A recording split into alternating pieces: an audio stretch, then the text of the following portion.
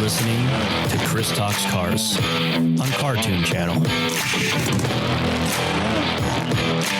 Hey, what's up, everybody? Welcome to another episode of Chris Talks Cars. I am joined once again by everyone's favorite, the only man left with an AOL email. Hey, man, Mr. there's got to be someone Cole. else out there with an AOL email. Oh, man, that gave me a chuckle when I saw that. Yeah. Brandon went out a little bit with the Swiss Army truck. If you want to talk about that real quick, or we can get to that later. Real quick. So I finally, like I said, just been doing basic maintenance on it and kind of trust it now a little bit more. I think I've put a little over 600 miles on it so far, and it's done really well. Only thing I've had to do is replace the battery. It just got really weak.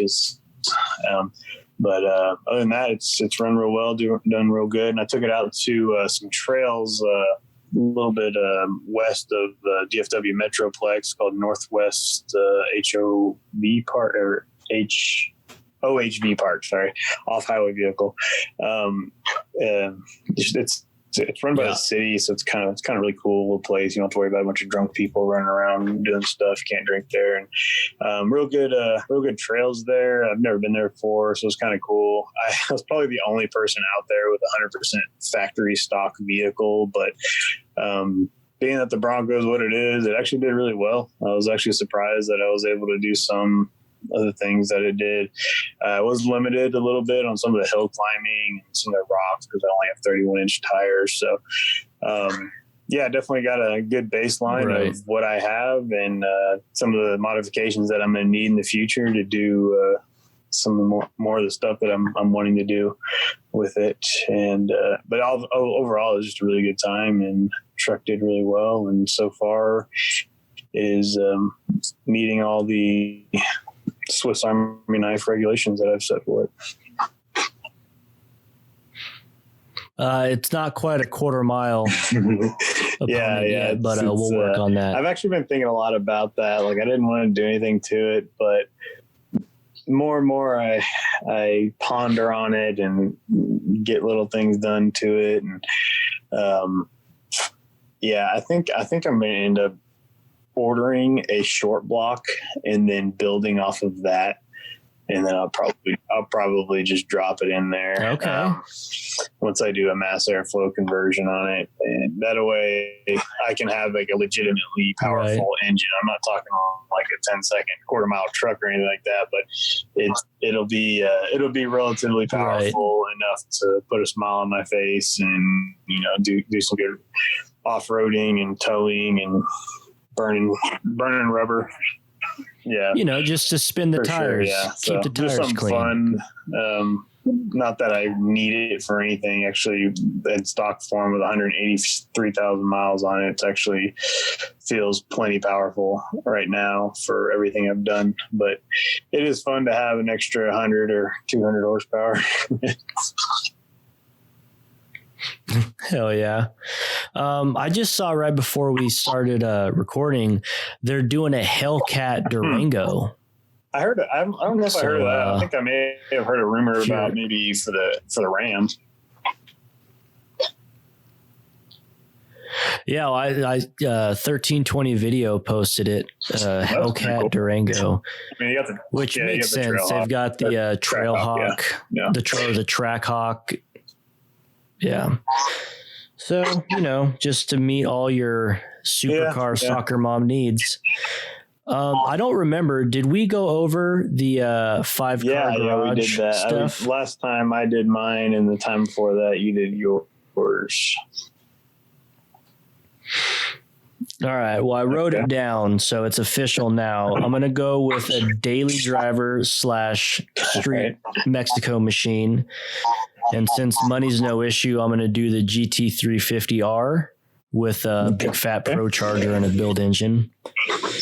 Then for my straight drag strip, I'm going to do a Mustang with a Barra, the straight 6. Interesting. And then, I had to do something that's out of the ordinary. I never understood pulling a perfectly good engine. The Barra was one of the finalists for No, Ken Block was doing he was doing some poll for his new build, and the barrel was one of the finalists, and I was so freaking bummed it lost. Yeah, I don't know much about that. Yeah, and then for my my track vehicle, like my straight up race car is C7Z01. Oh wait, no, that's C7. I'm thinking of C8. Yeah.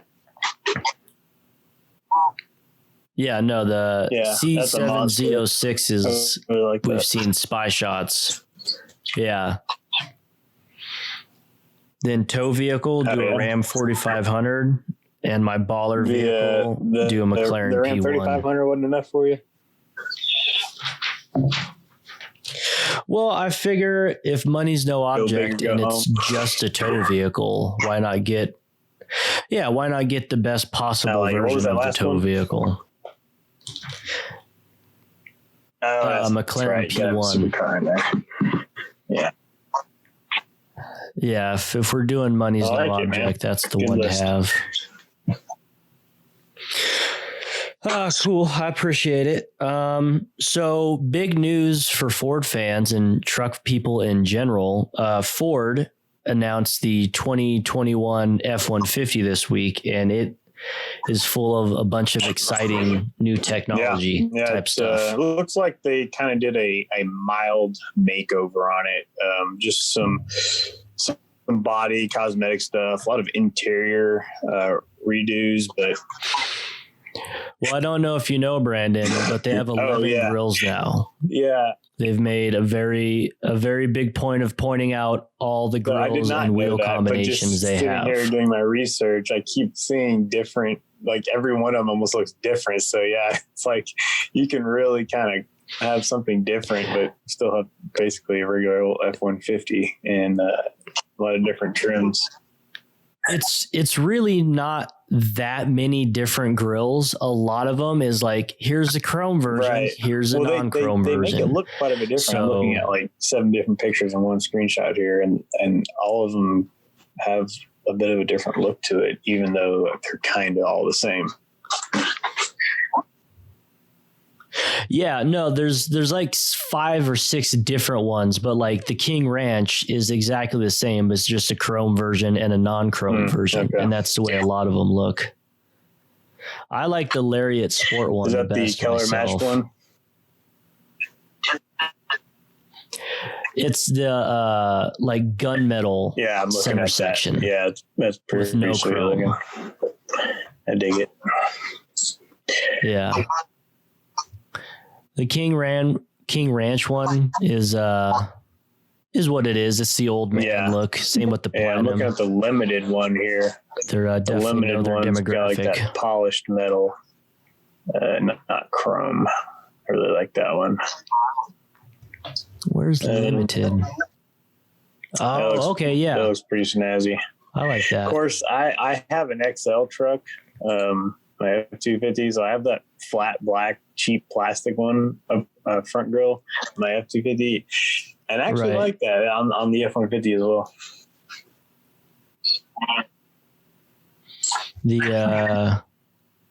I can't even see the difference between the chrome and non-chrome one.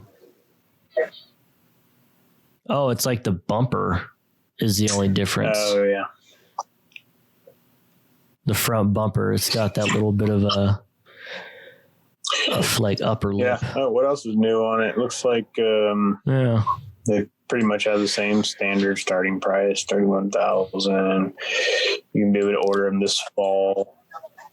A crap ton of engine options. So this is engine options. This is nothing new. Just looking at it here, you got the standard base model 3.3, and then you step up to the 2.7 liter EcoBoost. The 3.3 is at 290 horsepower, 265. I believe that's unchanged. The 2.7 is 325 horse, 400 pound-feet of torque. That stays the same. 3.5 liter V6, 375 horse and 470 pound-feet of torque. That stays the same. Actually, I guess on the limited, I guess you can go ahead and get the high output. I assume that's what you can do right now for the 2020. That's still the same Raptor engine, 450 horsepower, 510 pound-feet of torque. Do they have the that's next 3-liter diesel? Yeah, so currently you do already have that option, and it's still here. So you get the 3-liter Power Stroke, 250 horse, 440 pound-feet of torque, and then the old 395 horse, 400 pound. And then you have the 3.5 liter hybrid option as well. Thing, and it's not listed here. So that's the newest thing here, and I guess it's going to be paired with the 3.5. I don't, from what I'm seeing, you're not going to be able to get it on anything else.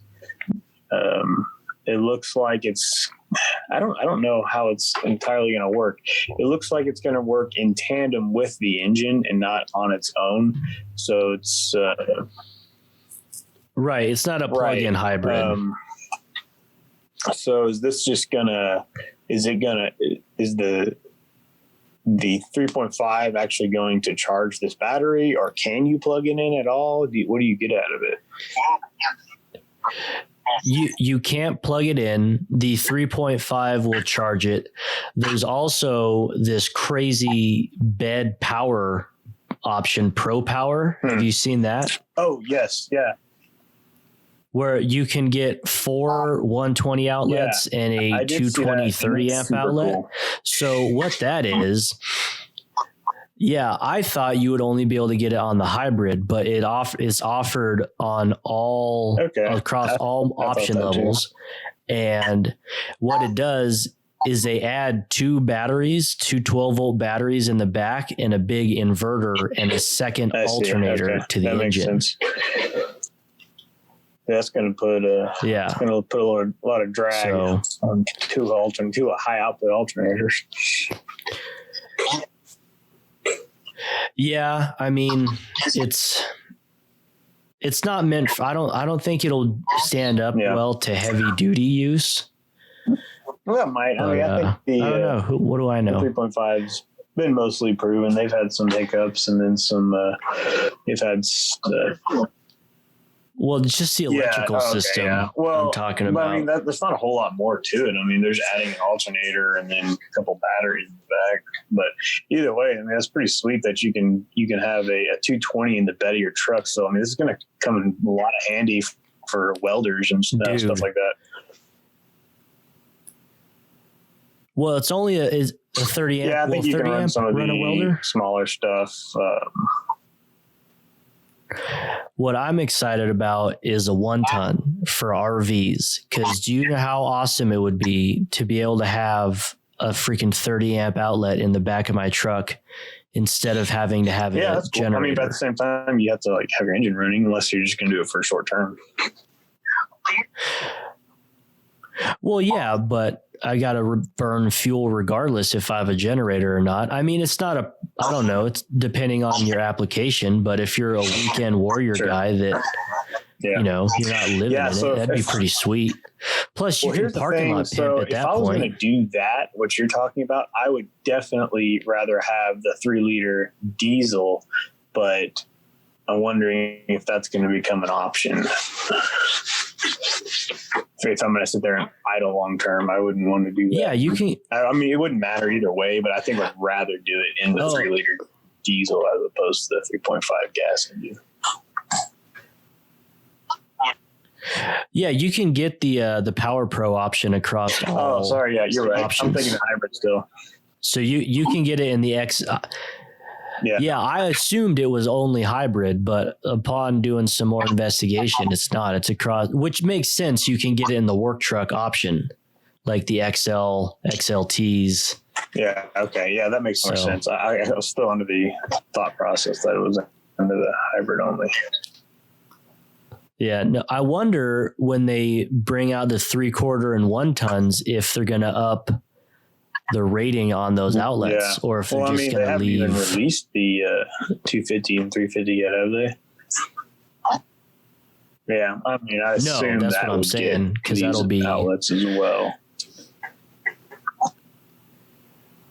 No, I assume it'll get the same ones. I'm just saying, I wonder if they're going to bump it up because it's a heavier duty truck. Like if they'll offer maybe a 50 amp. See, I'm just reading here. The Power Boost, which is that hybrid option, models with a Right. 35 kilowatt battery will add 47 horsepower to each model. So I guess the entire point of this, aside from an extra 47 horsepower, which is kind of cool, is increasing the range of the vehicle and fuel economy. They're saying you can get up to 700 miles on a tank. Yeah, That is that's pretty crazy. great. Generally, hybrids favor city driving too. Like on the open freeway at 70 miles an hour, you're pretty much always running on the gas. But in a pickup in town, which is where they get the worst mileage, I think the hybrid is going to really I've only driven a game one changer. hybrid vehicle, so I wonder how it works. I mean, it seems like I read about, so Ram actually did this last year, year before they did this, where they added a e-torque to the Hemi engine. E-torque. And it basically helps you get going, and then it just kind of shuts itself off. So that's when, like, a lot of these bigger V8s, even any truck, really, they're just heavy. It takes a lot to get them going. But once you get at like highway cruising speeds, this 3.5, you're not in the boost or anything, it actually gets pretty decent fuel economy. I've driven several of them, and they're actually pretty good. You can easily squeeze out a 20 or more, especially in the two-wheel drive vehicles, cruising on the highway unloaded.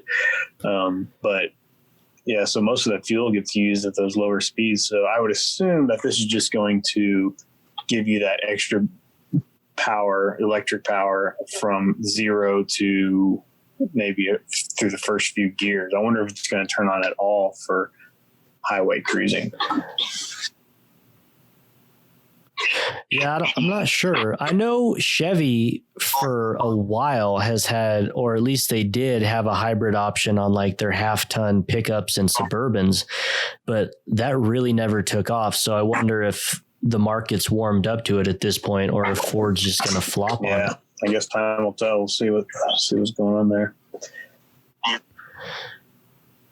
Yeah, also with that e-torque off the line stuff, that'll be massive in towing. So actually, I read some more on it. Because off the line, I can't imagine how much freaking fuel you burn just trying to get all that weight moving. I monitor my fuel economy really closely, mostly out of curiosity, not for any particular reason. And yeah, it's huge difference for me in the city and just like stop and go stuff. I mean, we're talking like single digits versus like, 14 or 15 on the highway, for my truck anyways. So yeah, right. I would say that if I had something helping me get going, electric engine, it would make a huge difference. Especially if, like, they have the 3.5s. I think they have the stop start now. I'm not 100% sure on that. You go to a stoplight and it shuts off the engine. So like, I wonder if they could like have it to where you basically go to stop and then you let off the pedal, and normally it would kick back on, but it just gives you an electric charge up to like, or electric engine up to like 10 miles an hour, then kicks on the gasoline engine to finish the job. I don't know. I'm just thinking in theory of ways that it could really help with fuel economy. Yeah. Did you watch the launch video? I wish I had of. So they said within 2 years they will have a fully electric F-150. Well, they're going to have to with so everything that's pretty else insane. Coming out. With full electric stuff, I think I can't remember the other name of it. Then there's also Tesla. There's two trucks. Coming out. I know what you're talking about. That other truck. Riviera, I forget the name of it though. I cannot think of the name. Yeah, it's something R. Yeah, so like they're both making trucks and they're wanting to compete here, and yeah, so they're gonna have to do that. What actually upsets me a little bit is that I don't see this taking off and being big, but I could be 100% wrong. So Ford put all that time, effort, money, energy into the Mustang Mach-E when it would make sense that one of the best selling vehicles they have is the F-150, and it's pretty consistent. And this is their big money maker. Why wouldn't they just invest that into this? Because, man, that's their bread and butter. Like, if you mess up the F-150, like goes all your revenue. Option, really, you know what I mean? Mandate thing. The same reason why, the only reason that, in my opinion, the 5.0 is still in the F-150 is because people want it. It serves zero purpose. The 2.7 outtows it. I mean, it's got more torque in it, and it's got to get better fuel economy than the 5.0. Right. And the 3.5 just blows out of the water. On paper, it's got more horsepower than those two, but that doesn't really carry a lot of weight when it comes to trucks. It's all about the torque and where it makes the torque, and right. Both of those engines outperform it in that category. So it's just one of those things that it's there if you want it. It may not make any sense to have it, but it's there. So I mean, why wouldn't they just offer that in the F-150 instead? That was actually surprising. Yeah.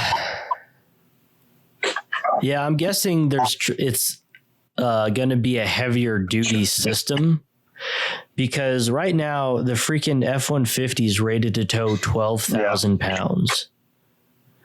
And if you're going to bring out a fully electric one, I'm sure it'll do it for 100 miles, or you know what I mean? I don't know if like the engines would overheat because they're smaller. That crossover can't weigh nearly as much as a half-ton pickup, or as much as a half-ton pickup towing. So you said 12,000 pounds, which is odd because this year, 2020 is 13,200. So they've knocked 1,200 pounds off of their towing with this power boost. I wonder why it's dropping. I'm guessing it has to do with warranty stuff. Like they can't warranty the heating or the cooling and everything on those electric engines if you're going to be towing around 13.2 all the. I don't know. That's what stresses just me out off the top about. of my I think head. I mentioned this a while back about hybrid vehicles. So you have all the basic maintenance stuff of a gasoline engine. Normally, it's pretty minimal, especially with something that's relatively reliable and new. But they do still have all their regular hiccups, and things do go wrong sometimes with them. So you got that to worry about. And then you have a whole nother system, your hybrid system, that you have to worry about. So you got those batteries. And they're talking about when my grandma bought I went with her to buy the Prius years ago. And they're saying how the battery costs $7,000 in just a cheap little car like that. Imagine what it costs in something much more expensive like this. And this was 5-6 years ago when we did this. So, I mean, with today's prices, I mean, that's even more, and especially in a more powerful battery as well. So, I mean, golly, that really, I mean, I'm talking about after your warranties wear off. So I understand once they're gone, once they're there, it's going to cover you. But once they're gone, you're in the used car market, like a lot of us are. Then how much? Right. No, for sure. How desirable is that going to be to have? Something like that? Well, the market has changed quite a bit. Like luckily technology drives prices down generally, and battery technology is changing all the time. Also, there's a whole infrastructure of refurbished batteries that like the aftermarket is coming into. So yeah, it's a pain in the butt, but I also think the industry hasn't quite caught up, because 5 years ago, even, I think everyone still thought it was going to be like a passing fad or like minimal market share. But as more and more comes out and more people are running hybrids and stuff, the price, I mean, yeah, it's going to be more than going to AutoZone and getting a 12 volt battery. But most hybrids, from what I've seen, you could take the battery out. It just means you're going to run your gasoline engine more. So it's not a limiting factor per se. Yeah. All this type of stuff comes out, I guess Ford's for the American market and the hybrid market. I guess Ford kind of wants to pioneer this somewhat. It makes me wonder how. Well, I guess technically Ram did initially, and Ford followed suit. Well, Chevy's had a hybrid for a long time. You remember those? Okay, I actually didn't know that. Yeah, in the half tons, they're like I've seen maybe. Okay. So I wonder how long those have been out in my whole time. Like they did it on the Silverados, Suburbans, and I think even Cadillacs had them on the Escalades. The Suburban Tahoe type of stuff. And I wonder, like, so if they did make those, and I'm assuming they're not real popular. Well, that's what I was saying earlier. Like, I wonder if Ford's just saying screw it and forging on, or if they've got market indicators that now's the time to do it. So it'll be interesting. I hope it's successful. Hybrid, I think the worst possible vehicle to get it was the Prius. If it would have come out initially in the Ferrari and the Porsche and the McLaren, that makes sense. Yeah, no, I never thought of it. You know what I mean? That does make sense. It really does come down to who pioneers a technology. So if you have a lame car like the Prius, then nobody wants it. Like the least likely car to get anyone laid ever. Crazy about it. Like everyone says fuck Priuses. They don't say fuck hybrids. If you can get past like the fact that they look terrible and they're slow and they're boring to drive. They're excellent vehegos. Like I have an uncle. He lives in California, like the ultimate Prius area, and I think he's got like 300,000 miles on it, and he loves the dang thing. He's like, yeah, all I do is I put tires on it every once in a while, and I change the oil, and it just keeps on ticking. And I was like, wow, well, I mean, if it works for you, great. But yeah, I ain't gonna buy one. But from what I've heard, everybody that's owned one, they're actually really excellent vehicles. So I mean, that does say something for maybe the hybrid technology, at least in Toyota. Yeah, it's an unfortunate marketing. Yeah. Well, maybe it can change coming out with the Ford or the pickup trucks and all that. But I do think that this, in my opinion, is a fad. I think that it's kind of a median, because eventually this electric engine, I don't know how long it's going to take. It's going to take over though eventually, and it's just kind of like a middle. Yes, full electric. The fully electric. This is a middle ground. Hybrid, for sure.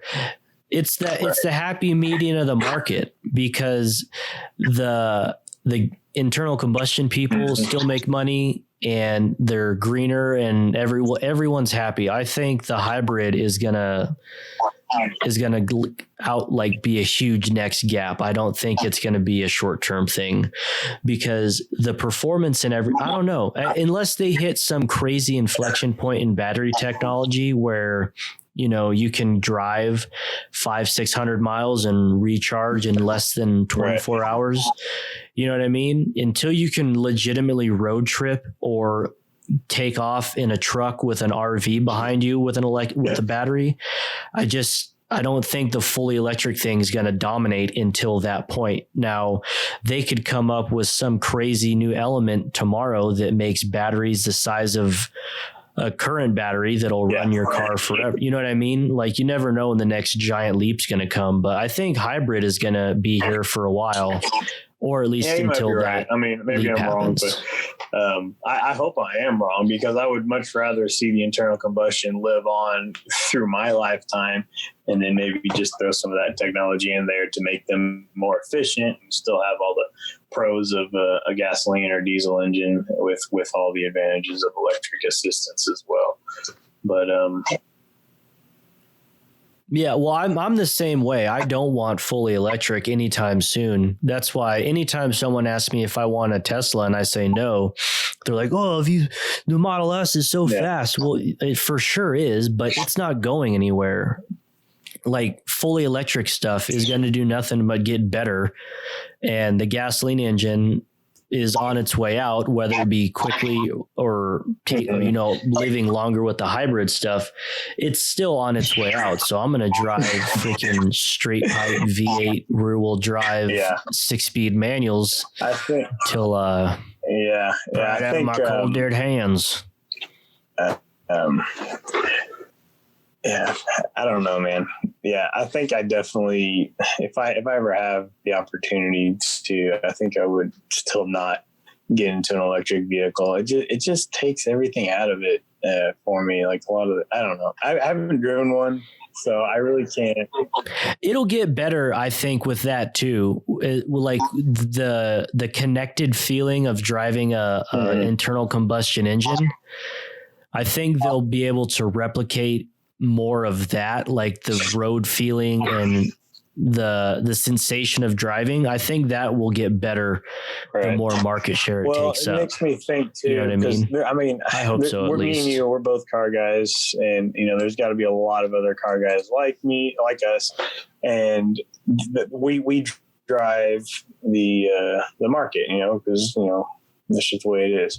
And I mean, as far as the average consumer, they're the primary market share, I guess, for buying new stuff. But I think a lot of people like us are going to still demand this, and which is the same reason like the 5.0 is still around in the F-150, even though honestly, in my eyes, it doesn't make sense for it to be. Right.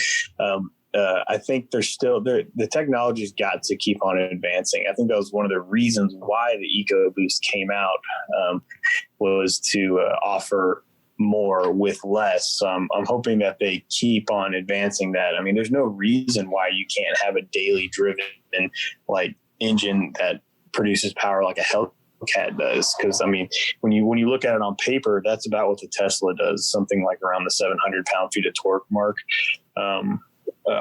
It's instant, so it's better that way. But I mean, it's still competitive to have a gasoline engine like that as well. So I think that the technology may continue to develop to where you can have these equally powerful gasoline internal combustion engines in the future that are still going to be reliable enough to like drive on a daily basis.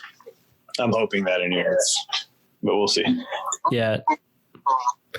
Well, yeah, luckily the internal, as much as people like you and I hate that the big horsepower V8 days are probably limited in number, these small displacement turbo engines are freaking nasty. Yeah. So like it sucks because I sit here and can play devil's advocate with myself all day long. Like I hate that there's less V8 options. But if it I can see it from Ford's point of view too. Like we have to move forward with developing these smaller displacement, bigger turbo engines. So like I can't get too upset because it's progress, and that's good. Ultimately, jokingly, but I think I'm actually not joking. I want Ford to hear me make us a 5.0 EcoBoost. It would solve all of our problems, bro. I mean, eventually, it might. It would be awesome. I mean, you could. Sky's the limit with something like that. Hell yeah. Well, maybe, hopefully someday. Let's get back to this F-150 stuff, though. It has a gigantic screen in the middle, and then you can fold the whole front center console flat. The gear shifter folds flat into like a laptop platform for people such as yourself that work a lot from the pickup. So it's pretty crazy if you can find an animation of it. Like the gear shifter folds 90 degrees, so it's flush, and then the top of the center console flips back again, and now there's like a whole flat surface. They always market these things towards the working man. It looks like now you can also take your post-lunch a siesta, because the driver's seat folds all the way back to way down. And the seat part comes up to get level, so it's perfectly flat. I missed that part. That's pretty cool. I mean, I don't know. Yeah, it's pretty I guess awesome. it's just a small feature that, if you use it, great. If not, whatever. But it is kind of cool because I've for camping. I don't know how much I want to mostly camp in the cab of my truck, but I guess if I needed to, then cool, I got it. Me and you both own campers, but I guess for somebody that doesn't own a camper and wants to just take a break in there, I would see it more for like, someone's working construction, they have their lunch, they need to take a little nap before they get back out there kicking butt. Take a quick little nap maybe. Yeah. Oh, also in the launch video, they're doing hands-free self-driving from the XLT models up. I missed that. Okay, so we have some Tesla technology getting worked in here. Oh, yeah. And it was from the XLT up, which I thought was interesting because really the common man's truck. Yeah, it's interesting stuff. 3/4 inch wider track overall, front and rear. It's a little bit. It's a little bit wider, I guess. I don't know about that. I mean, I think I would not trust a computer to drive for me. I drive about 125 to 200 miles a day, roughly. That would be really cool to just put in my destination and kick back and do it for me. But I think I'd be too paranoid the whole time. Like, is this thing going to mess up? Like, I need to be involved. I'm not worried about the computer. I'm worried about non-computer drivers, and the technology this is built on, I think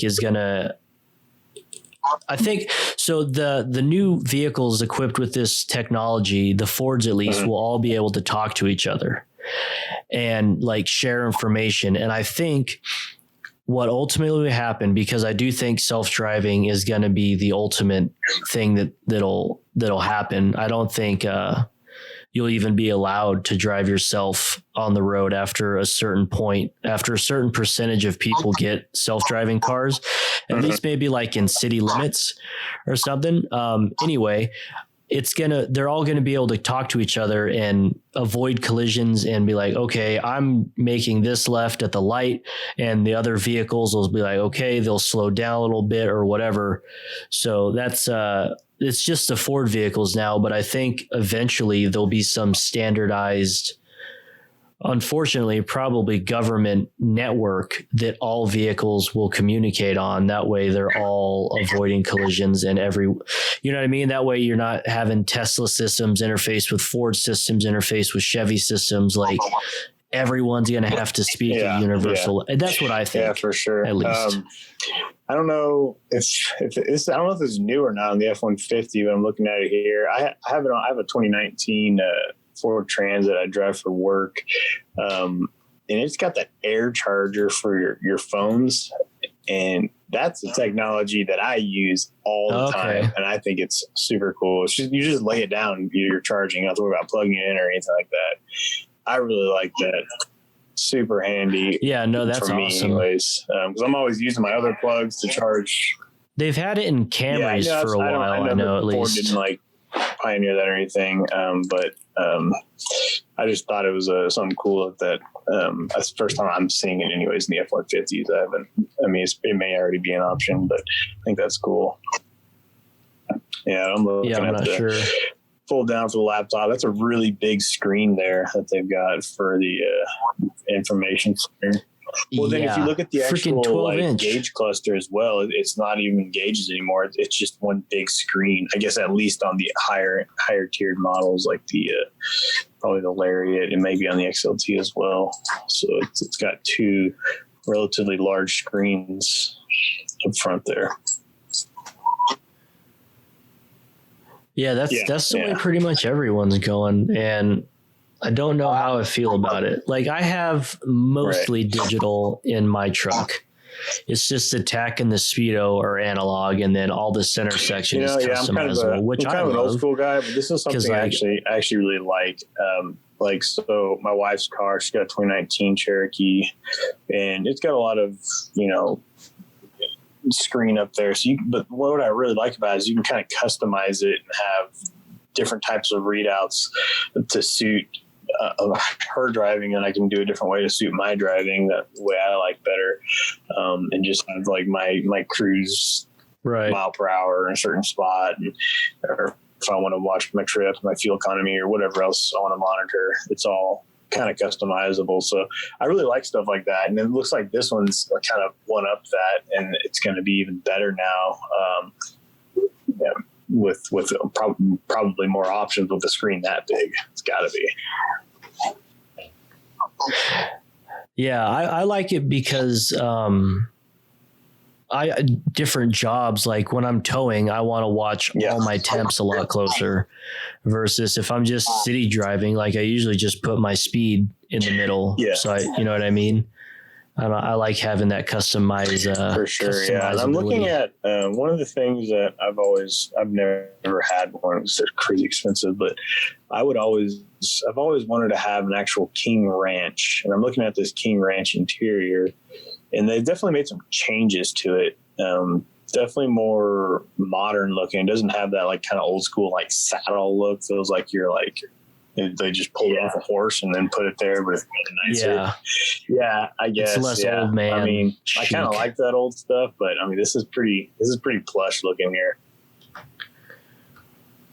Yeah, I like the new one really much nice, better. and it looks like I think they have I was trying to look at some of these gauges here, like you get the air conditioned seats, heated seats, standard stuff.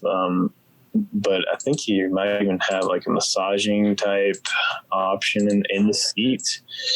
Oh man, I've seen that on the limited. I don't know if it's an option on the King Ranch, but either way. I think the limited is a higher trim option than the King Ranch. Kind of a Texan and small town guy. I like the King Ranch stuff. Yeah, my dad had the King Ranch. It was he had the old man special with the cream I like that old tan stuff from like the early 2000s. I think they look really good. But I mean, like I said, this looks pretty great as well. So I can't complain too much. Yeah, I'm actually not seeing that option on the King Ranch, so maybe it is just a limited option. They have so many trailer backing goodies now. Yeah. I'm seeing that here. Pretty sad.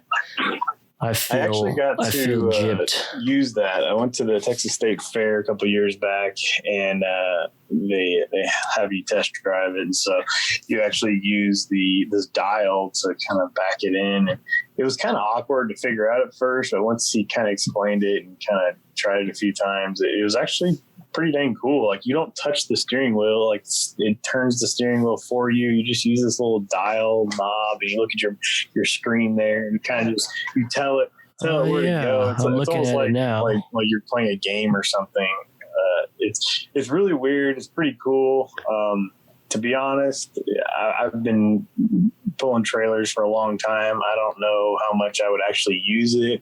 I can definitely tell you that a lot of like people that aren't used to pulling trailers, you go to a boat dock and watch them try to pull or back a trailer down a boat ramp. It's comical. I mean, it's hilarious. We go to the lake every year, and I actually sit by this bar, and it faces the dock or the loading ramp, and you just watch some of these people. I get embarrassed for them watching them do it. So I think an option like this might actually help some people like that aren't as experienced. Oh, for sure, because I was humbled more than once on my brief road trip trying to back up my fifth wheel. It can be embarrassing too when you're trying to figure it out, especially if you have a single axle trailer. Shorter ones too. They get to be a real pain in the butt to get them to cooperate sometimes.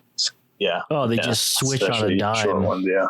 It's frustrating, but yeah, I can see somebody wanting that. If it was probably more than like a $200, $300 option, I wouldn't opt for it, but I would say that's probably pretty handy if you needed that.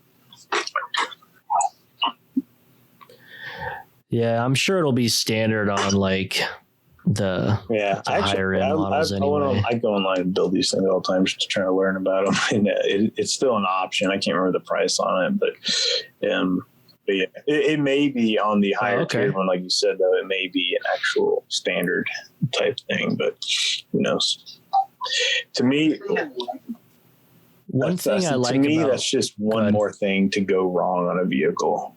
And that's why I like simple stuff. It's just like the more technology and motors and gizmos and whatever you pack into this, it's just one more thing that can cause you a problem later on. Simplicity is king to me. Yeah. Well, it feeds into the high turnover model. Like, I think if I was just using it for towing and nothing else, I might just lease it. That's actually becoming more popular from what I've seen, especially big companies that use 3/4 tons or even 1 or half tons, anything bigger too. They'll lease them and then they'll just sell them. And then I guess the dealership auctions them off, I guess. That's actually how I ended up getting my truck. It was a lease through a oil field, and the dealer got it back, and then they auctioned it off to a wholesaler, and I bought it from him. Yeah. Nice. So yeah, that's definitely an option if you're just going to be towing a lot. But they do put restrictions on mileage, so you can only use it so much. Right. Yeah. If you're like running a towing company, you could do it. But if you're just a guy that has same with the toy haulers, like if you only go out 5 or 6 times a year, you could have a leased pickup. And I mean, it's more expensive overall, obviously, but that way you don't have to worry about if your trailer backing gadget malfunctions because it's under warranty because it's a lease. Yep. But I mean, if you just bought it, you have a longer warranty than the 3-year lease anyways.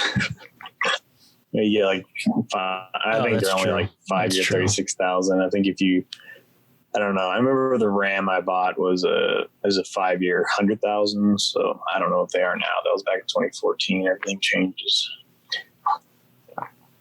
But right. Yeah, that's definitely something I look at. Just the more you put on it, the more problems that can go wrong. Because I've always been the type of guy that I'll buy something and then I'm not too worried about it because I'm gonna probably sell it in 2 years tops. I think the longest I've owned a vehicle now was that Ram 2014 Ram 2500 because it was so expensive and I had a payment on it. I kept it for like 3 or 3.5 years, and that was the longest I've ever had a vehicle. So,